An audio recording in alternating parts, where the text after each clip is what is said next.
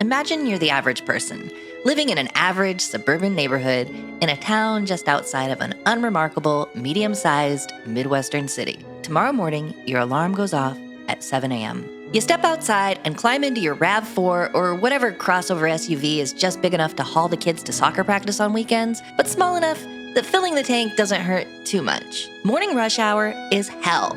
Traffic along your main route out of the neighborhood is backed up for miles. You do your best not to crash out before you pick up your morning coffee. You haven't even gotten to the freeway yet, but the familiar, welcoming aroma of that venti mocha with a triple shot of espresso gives you just enough energy to press on. Getting on the freeway is its own battle. You fight your fellow commuters and long-haul truckers alike. People here drive like they're insane, but there's no other option, really. You sure as hell can't walk to work. And where you live, the bus is a joke. So you keep going. Get to your office in the city by 9 a.m. Put in 8 hours filling out spreadsheets, and by 6 o'clock, you're spent. Dinner time. What are your options? You're too tired to cook at home, but luckily, you have the familiar comfort of drive-thru. You can pick up that bucket of fried chicken without ever having to leave your car. You know that shit's gonna hit. KFC might not be fine dining, but it sure as hell is consistent. You know exactly what you're getting for your money. After navigating the web of highways required to get home, it's nearly 8 p.m. You're almost out of gas. It feels like you spend more time at the gas station than you do working on that art project you said you were going to finish in your free time all those months ago. You could go out for a night on the town, but that requires getting back in your car and driving. And you got work at 9 a.m. the next morning anyways. Besides, you got chores to do: laundry, dishes, cleaning, help the kids with homework, and maybe argue with your husband or wife a little bit before bed. And then repeat it all the next day.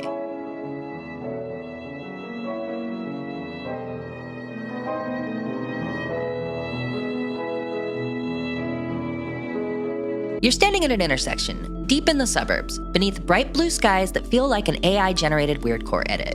Cars pass by at full speed, thousands of drivers siloed into their own comfortable bubbles, on their way to work, school, or running errands, fighting each other for position across multiple lanes of fresh asphalt. Parking lots stretch for acres, fronting national chains and brands long bought out for profit by private equity. Sprawl that extends deep into inland valleys, housing millions of commuters who live to drive to work, come home, and repeat the next day. It all feels surreal, like a simulation designed to optimize every aspect of life and extract as much revenue as possible out of its inhabitants.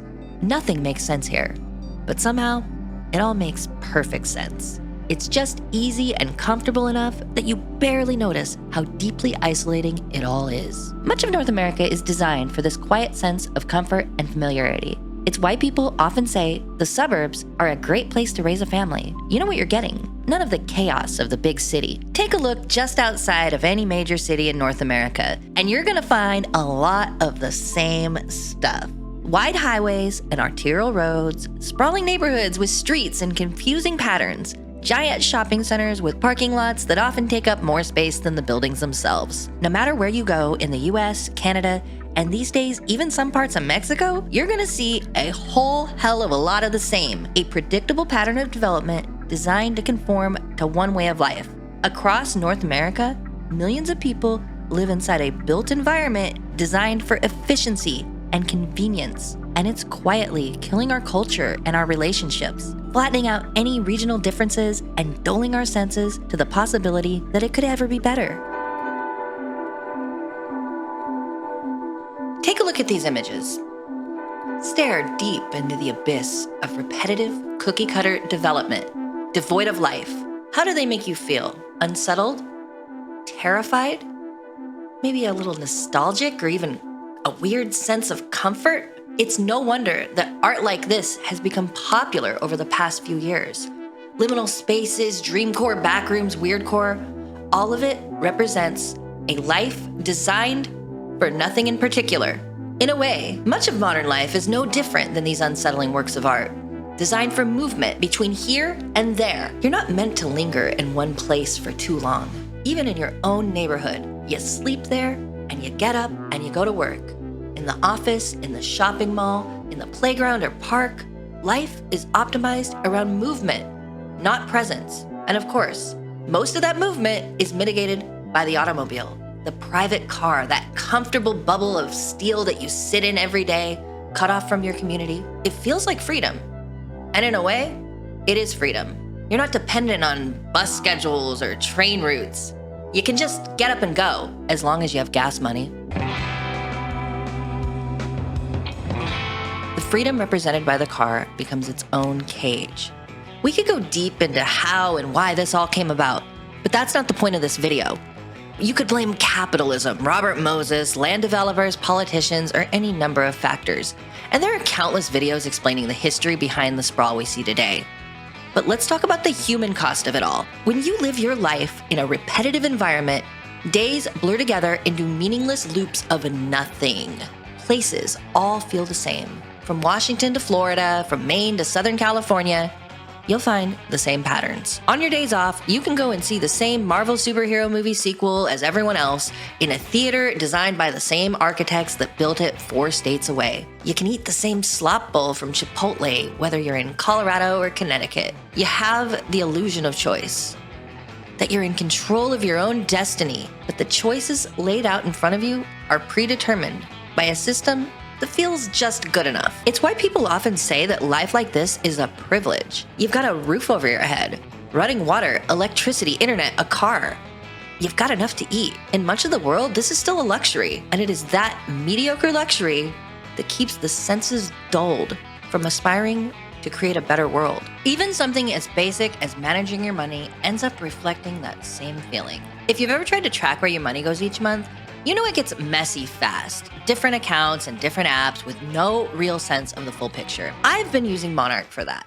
It pulls all of your accounts, banking, credit cards, and investments into one clear dashboard. Your spending, net worth, bills, debt, it all shows up in one place. It's private and totally ad-free. You're the customer, not the product, so they don't sell your data to anybody. It also syncs with over 13,000 institutions, so setup's quick, and it basically works with all major banks, credit cards, and brokerages. You can separate fixed and flexible spending with categories and rules. It uses AI-powered insights to explain changes in your spending or net worth in plain English. And if you're actually working towards something like saving or paying off your debt, you can see progress over time instead of just hoping that it all works out. It works on both web and mobile, so you can check it out whenever you need to. If you want to try out Monarch for yourself, go to the link below and use code Diana50 for a free trial and 50% off your first year. Now, back to the video.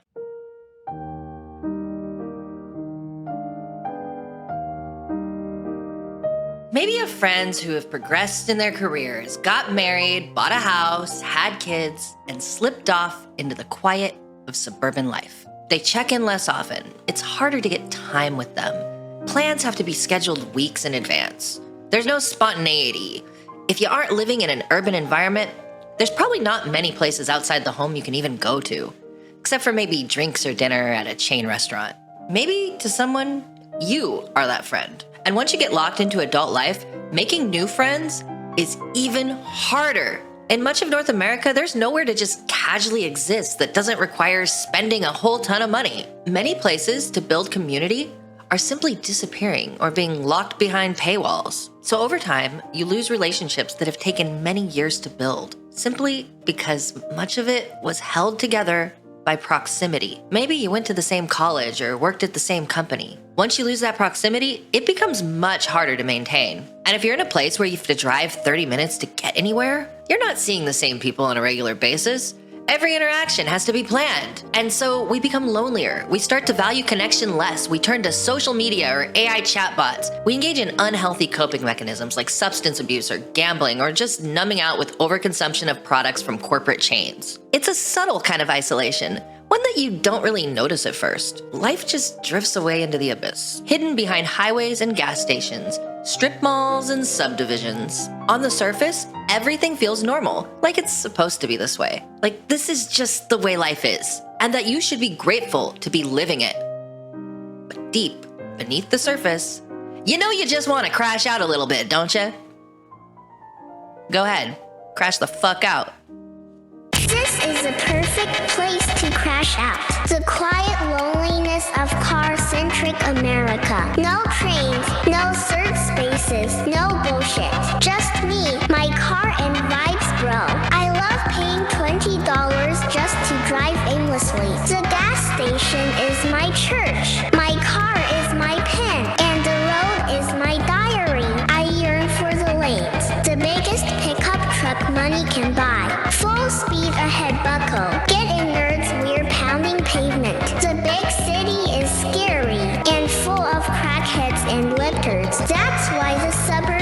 based as hell. You know I'm right. Don't fight it, baby girl.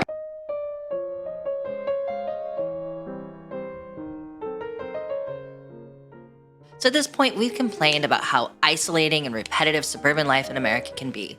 But what is the actual alternative to this? I'm not talking just like move to Europe and forget about everything. What can we do in the here and now? Sure, you can move to one of the few walkable cities in North America and live your best urban life. But that's not for everybody, and we can't pretend like it is. And the cost of living in big cities is prohibitive for many people. The fact of the matter is, some folks just want a little more space and a little more peace and quiet. And there's nothing wrong with that. The problem of suburbia isn't that it exists, it's the way that it exists. The rules that it's built around. You see, in many areas, strict zoning rules enforce car-centrism and lock you into a little bubble you can't get out of.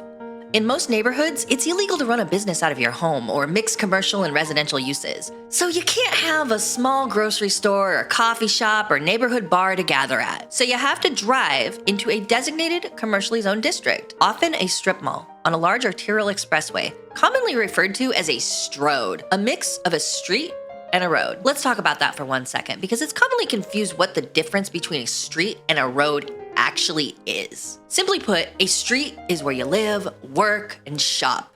It is the destination. A road is used to travel between places, to get from one neighborhood to another or from one city or town to another. It's not really meant as the destination itself, it's sort of the journey. When you combine the journey and the destination to the same place, you get a stroad, the worst of both worlds, fronting a high-speed road with large businesses. Walkability is almost non-existent. And with this, many municipalities mandate by law a minimum amount of parking spots for each commercial property, usually larger than the footprint of the building itself. These parking lots further encourage driving, because if you got a place to park, you might as well use it. And this helps keep uses separated. You see what I'm getting at here? The problems of suburban design are literally written into the law, but it wasn't always this way.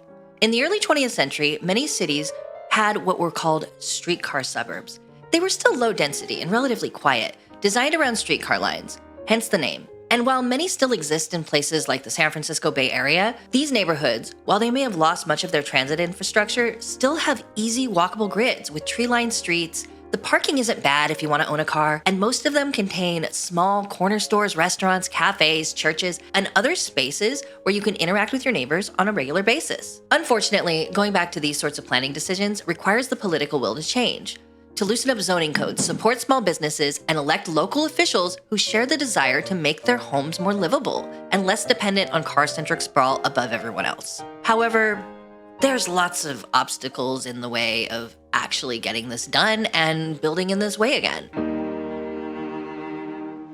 So why don't we do this? Yes, alternatives exist, but most people still choose the easy way, the way they've always known. We're told this country is too big for anything different, that cities are scary and dangerous, that there are only two options: live in a cramped studio apartment with roommates and fear for your life, or in a subdivision far out in the periphery where you have to drive everywhere, but at least you've got your peace of mind, safety, and quiet. Part of this is financial. There are big players out there who are invested in keeping things the way they are. Housing is first and foremost treated like an investment, whether you're the one taking out a mortgage as a way to build wealth or you're renting from somebody. These days, likely a private equity-owned management company. Housing isn't treated like a fundamental need. It's a way to make money. And often, the most profitable way to build housing is to do so on cheap land far from the urban core, spread out into little plots, mass-produced at a scale that is incompatible with anything but a life like the one we've been told is the default. Developers build places like this because they're predictable and low risk, and it produces the same patterns over and over and over and over again. And it starts shaping everything else around it. The schools get placed further apart. Commercial districts are developed to sell to the highest bidder, usually national chains with deep pockets, able to pay high rents and have a guaranteed customer base. Customers are assumed to arrive with a car, so public transit or walkability becomes an afterthought. Because this is comfortable, predictable, and reliable, everyone involved trusts it as the default, and it's hard to break out of that comfort zone. After that, you just sort of resign yourself to accepting this as the only way to live. And that surreal feeling is what makes this life so easy and appealing to the masses. But you can't ever shake the feeling that something is off and life could be better. And then the light changes, the car moves forward, and you go about your life the same way you always have, quietly accepting the comfortable loneliness of car-centric America.